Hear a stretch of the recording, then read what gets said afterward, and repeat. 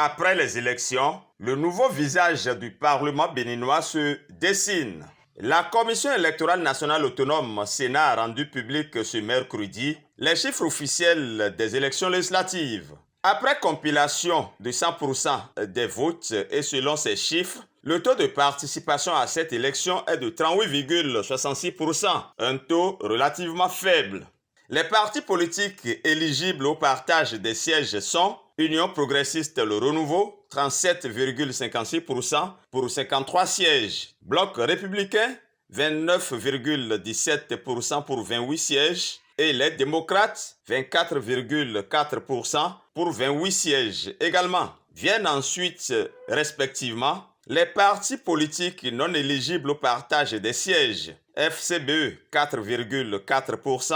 Mouel Bénin, 2,28%. MPL, 1,28% et UDBN, 1,07%. La Cour constitutionnelle dispose de 72 heures pour proclamer les résultats définitifs de cette élection. Sur la base des chiffres de la Sénat, on peut déjà s'essayer à quelques analyses et constats. Après donc la parenthèse de 2019, l'opposition béninoise fait à nouveau son entrée à l'Assemblée nationale avec pas moins de 28 sièges, ce qui va conférer à cette opposition béninoise le privilège de se constituer tout au moins en un groupe parlementaire et de siéger donc à la conférence des présidents et pourquoi pas même de siéger dans le nouveau bureau de l'institution parlementaire.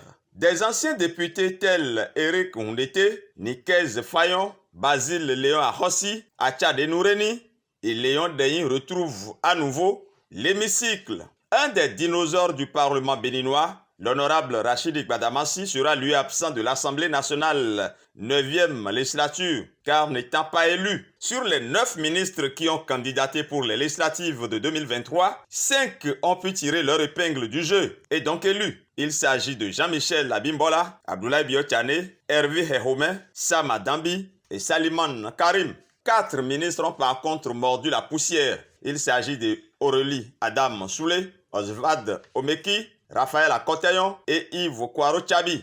A noter que sur les 7 membres du bureau de l'Assemblée nationale 8e législature, 5 sont à nouveau députés. Il s'agit du président Louis Vlavonou, des vice-présidents Robert Bihan et Dakwe Sossou, des secrétaires parlementaires Delonis Koglevier et Sofiatou Tchanou. Le premier questeur Boniface Yawetome n'a pas été réélu, alors que le deuxième questeur Nazer Sado, quant à lui, n'avait pas été positionné. Enfin, selon toujours les chiffres de la Sénat, en attendant ceux définitifs de la Cour constitutionnelle, la mouvance présidentielle s'en est sortie avec une majorité confortable de 81 députés, soit 53 pour l'Union progressiste Le Renouveau et 28 pour le Bloc républicain.